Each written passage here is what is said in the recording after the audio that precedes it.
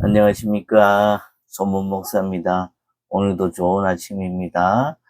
8월 3일, 오늘 이 하루도 주님과 함께 시작하겠습니다. 오늘 찬송가는 279장 인내하신 구세주여입니다. 우리 다 같이 1절만 같이 부르겠습니다. 인내하신 구세주여 내가 비오니 죄인오라 하실 때에 날 부르소서. 주여 주여 내가 비오니 죄인오라 하실 때에 날 부르소서.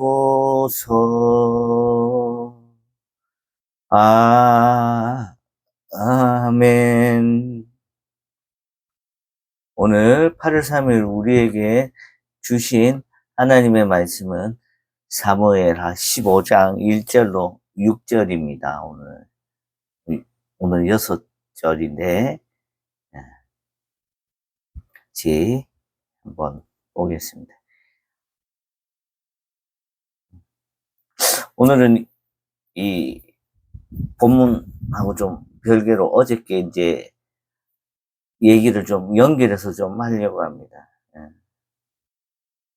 어제 요압이 외할아버지 달메가 살던 그슬로 도망가 있던 압살롬이 요압을 드로와 여인을 시켜서 다윗을 설득하고 그 다윗이 압살롬을 다시 예루살렘으로 돌아오게끔 설득시켰던 그 장면이 있어서 그렇게 하고 다시 요압은 압살롬이 다시 이 예루살렘에 돌아오게 했다는 얘기를 했어요. 근데 이상하게도 이 압살롬이 예루살렘에 돌아왔는데 요압은 2년이나 이 압살롬을 만나주지 않습니다. 그래서 기다리던 압살롬이 화가 나서 자기 보리밭 옆에 있던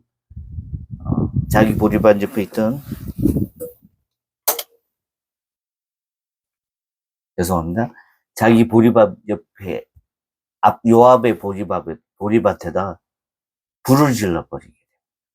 그리고 그 불을 지르자 요압이 압살롬에게 찾아와서 왜 불을 질렀냐 하니까 너가 나를 데려와서는 나를 지금까지 기다리게 했다.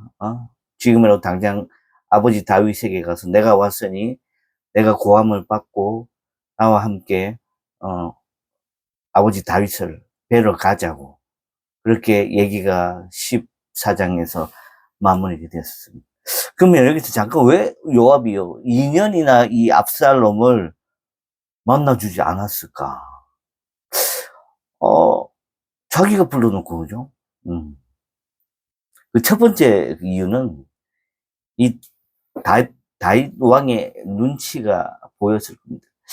다윗은 사실 장자 암논을 압살롬이 죽이고 나서는 참 한동안 마음이 불편했잖아요.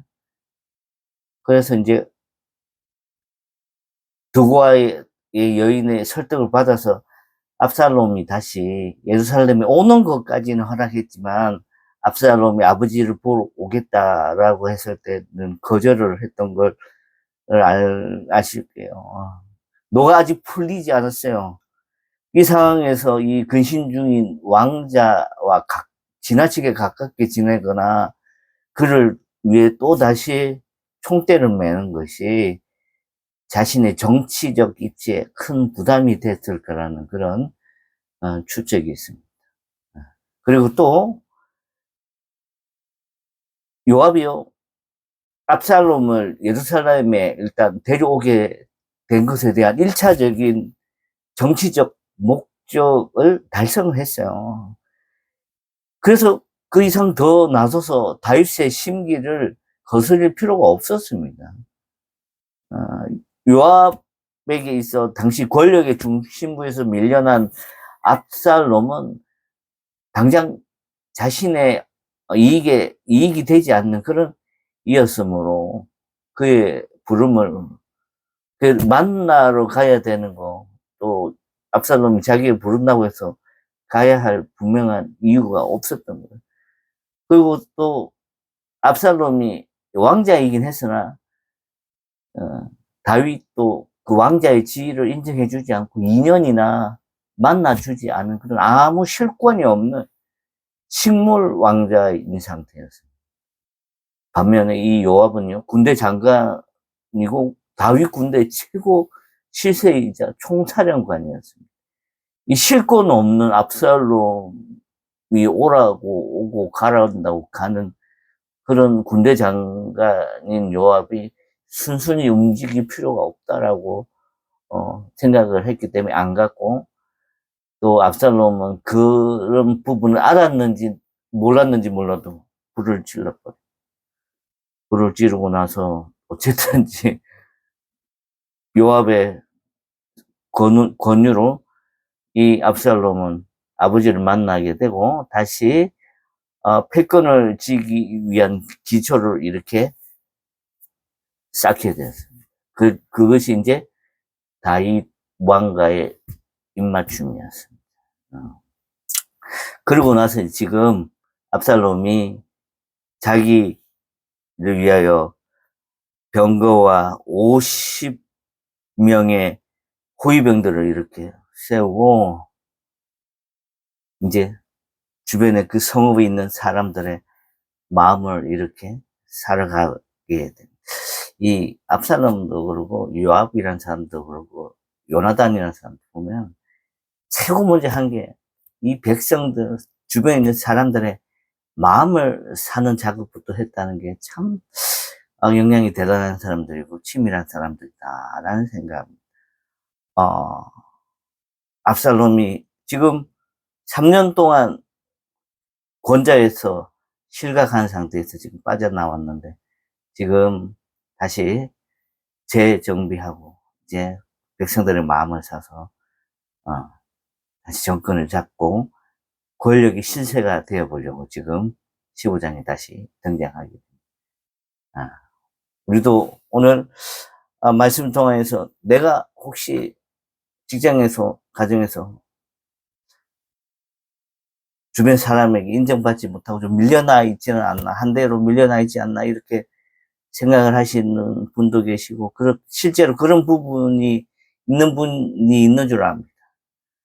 근데 이 압살롬은 이 2년, 3년 기다리는 걸 그렇게 어렵게 생각하지 않고 때를 따라서 돕는 하나님의 은혜를 구했다는 것을 알 수 있습니다. 조금만 기다려 보십시오. 그게 오늘 하나님의 메시지. 기도하겠습니다. 하나님 아버지, 오늘도 감사합니다. 아침에 우리를 깨워주시고 하나님이 일을 시작하게 하신 걸 감사합니다.